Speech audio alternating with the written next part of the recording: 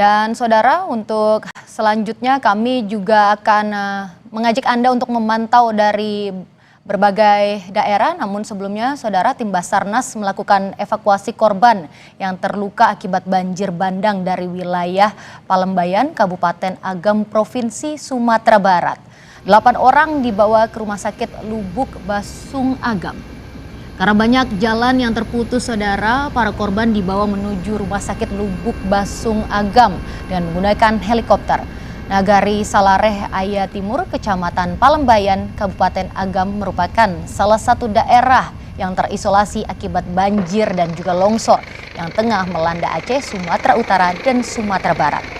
Rata-rata, saudara, korban mengalami patah tulang dan patah terbuka sehingga perlu penanganan medis yang lebih memadai.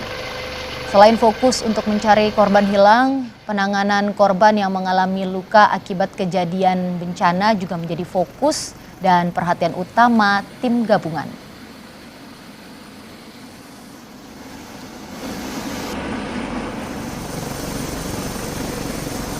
Ternyata jauh dari apa yang saya perkirakan. Kita sampai di sana ternyata cukup banyak. Sehingga keputusan kita, korban yang kita angkut karena kondisinya luka terbuka, rata-rata akibat luka pada saat terjadinya bencana waktu itu. Jadi rata-rata luka itu sudah luka patah dan terbuka yang sudah hampir 6 hari. Itu kondisi yang terjadi. Sehingga kita terbangkan dari sana, kita tidak bisa mengangkut semuanya. Akhirnya kita menerbangkan pertama 3 personil atau 3 warga yang dalam kondisi tidak berdaya, dan kita turunkan di Kabupaten Agam. Dan saudara, selanjutnya kita akan mengajak Anda untuk memantau langsung dari Padang, Sumatera Barat. Ada jurnalis Kompas TV, Rio Yohanes. Rio, silakan dengan laporan Anda bagaimana tentang update terkini di sana. Ya, Tata dan juga saudara, hingga sore ini data terus bergerak. Dari data resmi yang dirilis oleh BPBD Provinsi Sumatera Barat melalui website resminya, itu hingga pukul 3:15 ini, itu jumlah korban yang meninggal dunia sudah mencapai 129 orang, dan di mana 118 orang diantaranya masih dinyatakan hilang. Jadi total jumlah korban itu terus bergerak. Dan saat ini saya berada di salah satu kecamatan yang terdampak parah di Kota Padang, yaitu di Kecamatan Koto Tangah, di Jalan Kampungan 2. Di sini ini salah satunya adalah banjir bandang juga menerjang di daerah ini. Ini di posko di belakang saya adalah posko bantuan dan juga posko pengungsian yang dijadikan oleh warga. Di sini bisa disampaikan bahwasanya bantuan sudah banyak dan masih menumpuk di sini, belum disebar ke masyarakat yang terdampak. Tadi juga ada kedatangan dari Menko bidang pangan, Bapak Zulhas juga datang ke sini, dan kedatangan beliau itu disambut oleh isak tangis oleh korban yang ada di sini karena mereka mengaku belum menerima bantuan di TKP. Jadi mereka harus datang ke sini untuk menyebut dan memohon-mohon dulu baru bisa mendapat bantuan dari posko ini, sehingga dia menyampaikan kekesalannya dan menangis kepada Bapak Zulhas tadi. Demikian, Tata. Baik, Rio. Lalu apa saja yang dibutuhkan untuk para pengungsi di sana? Apakah logistik sudah secara merata diberikan?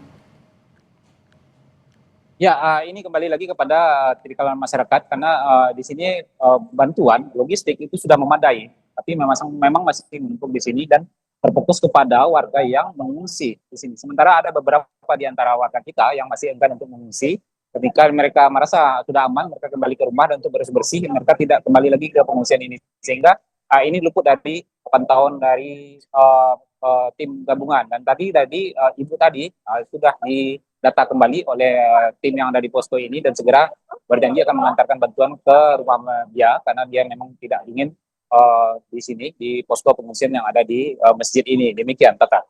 Kalau untuk kendalanya sendiri di sana, apa saja kesulitan-kesulitan ketika menyalurkan distribusi logistik bantuan di sana, Rio? Ya, untuk di Kota Padang sejauh ini penyaluran berjalan lancar karena tidak ada akses yang terputus di sini, kecuali untuk di daerah Kecamatan Koto Pau itu ada 1-2 titik pemukiman yang diperkirakan berjumlah kakak lebih kurang 50 kakak.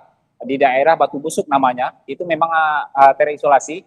Dan untuk menyalurkan bantuan, pemuda-pemuda di sana dia bergerak menjadi relawan kebencanaan, memikul bantuan logistik, baik itu berupa pakaian, berupa obat-obatan dan makanan. Itu mereka pikul menyusuri tebing-tebing perbukitan untuk dapat menjangkau daerah yang masih terisolasi tersebut. Dan untuk sejauh ini itu koordinasinya sudah bagus dan bantuan sudah tersampai ke sana.